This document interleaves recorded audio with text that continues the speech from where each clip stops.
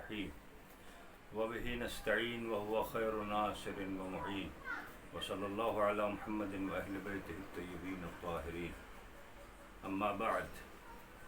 ناظرین محترم، سلام علیکم ورحمۃ اللہ وبرکاتہ. آپ سب کو اس عید الفطر کی دل کی گہرائیوں کے ساتھ مبارکباد پیش کرتا ہوں. یقیناً خداوند عالم آپ کی عبادتوں، آپ نے تلاوت کیا ایک مہینہ رمضان المبارک میں، خدا آپ کے تلاوت قرآن اور دیگر عبادتوں کو قبول فرمائے. یقیناً یہ ایک اچھا موقع تھا اور اتفاق ایسا کہ لاک ڈاؤن کی وجہ سے ہمارا مسجدوں میں جانا نہیں ہو سکا، لیکن ہم نے گھروں میں نمازوں کا اہتمام کیا اور سبھی نے گھروں میں بیٹھ کر اللہ کی عبادت کی. اور عالمی سطح پر یہ جو کرونا کی وبا پھیلی ہوئی ہے اور پوری انسانیت خطرے میں ہے اور سارے انسان خطرے میں ہیں، اس سے بچنے کے لیے اللہ کی بارگاہ میں سبھی نے دعا کی اور ہم بھی دعا کرتے ہیں اور سب ایک دوسرے کے حق میں دعا گو ہیں اور کرنا چاہیے. عزیزان محترم، اس عید کے موقع پر ظاہر ہے کہ ہمیشہ ہم عید میں اچھے اچھے لباس پہنتے تھے، تو یقیناً پہننا چاہیے اور اچھے لباس پہننے کا حکم بھی ہے. لیکن ایک چیز ہمیں ذہن میں رکھنا چاہیے کہ جو خوشی ہمیں دوسروں کو خوشی دے کر حاصل ہوگی، وہ خود خوش ہو کر وہ خوشی حاصل نہیں ہوگی. لہذا ہمیں چاہیے کہ ہم لوگوں کی خدمت کریں اور خاص کر نادار افراد کی، ان کی خدمت کریں. اور ہمارے لیے بہت ضروری ہے کہ ہم وہ احتیاطی تدابیر جو ارباب طب نے اور میڈیکل سائنس نے اور حکومت کے حکام نے جو تدابیر بتائی ہیں اور جو احتیاطی تجاویز دی ہیں، ان پر ہمیں عمل کرنا چاہیے. ہم گلے ملنے کے بجائے، مصافحہ کرنے کے بجائے صلوات پڑھ کر ایک دوسرے کو عید کی مبارکباد دیں. اور ظاہر ہے کہ ہم عید میں نماز پڑھنے کے لیے مسجدوں میں نہیں جا سکتے تو کوئی بات نہیں، یہ بھی اللہ کی جانب سے ایک خاص امتحان کا موقع ہے، ہمیں اس میں کامیاب ہونا ہے. ہم گھر میں بیٹھ کر نماز پڑھ سکتے ہیں.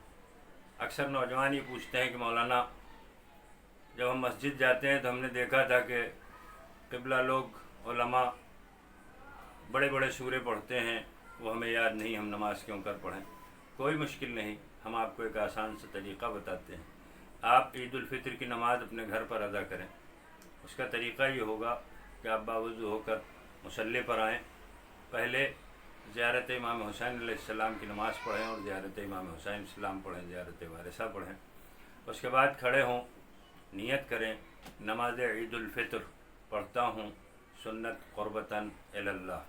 اس کے بعد آپ سورہ الحمد پڑھیں. سورہ الحمد کے بعد سبح اسم ربک الاعلی کا سورہ پڑھا جاتا ہے، لیکن اگر آپ کو یاد نہیں ہے تو جو سورہ آپ کو یاد ہو بہتر ہے آپ اس کے بعد قل هو اللہ احد پڑھ لیں. جب قل ختم ہو جائے تو آپ قنوت کے لیے ہاتھ اٹھائیں اور قنوت پڑھیں.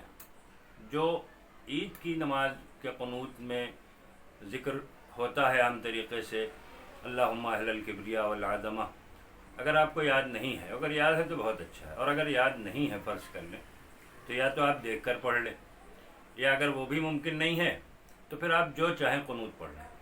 پھر اس کے بعد قنوت ختم کر کے ہاتھ نیچے کریں اور پھر اللہ اکبر کہہ کر پھر قنوت. اس طرح سے آپ کو پہلی رکعت میں 5 قنوت پڑھنا ہے، پھر رکوع کرنا ہے، پھر سجدے میں جانا ہے اور پھر سجدے سے سر اٹھا کر دوسری رکعت کے لیے قیام کرنا ہے اور پھر سورہ الحمد پڑھنا ہے. اور سورہ الحمد کے بعد جو سورہ پڑھا جاتا ہے عام طریقے سے سورہ والشمس، اگر آپ کو یاد ہے تو بہت اچھا ہے، اور اگر یاد نہیں ہے تو کوئی بات نہیں، آپ کو جو سورہ یاد ہے وہ سورہ آپ پڑھ لیں اور اس کے بعد پھر قنوت پڑھیں اسی طرح سے. بس فرق یہ ہوگا کہ پہلی رکعت میں آپ نے 5 مرتبہ قنوت پڑھا تھا، دوسری مرتبہ آپ 4 مرتبہ قنوت پڑھیں گے، 4 قنوت ہوں گے دوسری رکعت میں. پھر اس کے بعد آپ رکوع کریں گے، سجدہ کریں گے، تشہد پڑھیں گے، سلام پڑھیں گے اور نماز آپ کی اس طرح سے تمام ہو جائے گی. آپ گھر میں بیٹھ کر اس طرح سے نماز پڑھیں اور اللہ کی بارگاہ میں دعا کریں. اللہ اپنے ان بندوں کو کہ جنہوں نے پورے مہینے روزے رکھے ہیں ان کو انعامات دینے کے لیے اس نے اس دن کو عید قرار دیا ہے. اور اس عید میں ہم اللہ کی بارگاہ میں اپنے لیے، اپنے بھائیوں کے لیے، اپنے اعزاء کے لیے، اپنے احباب کے لیے، ساری دنیا کے لیے، اپنے ملک کے لیے امن و چین اور سکون کے لیے، اور خاص کر ہر ایک کی اس کرونا سے حفاظت کے لیے دعا کرنی چاہیے. والسلام علیکم ورحمۃ اللہ وبرکاتہ.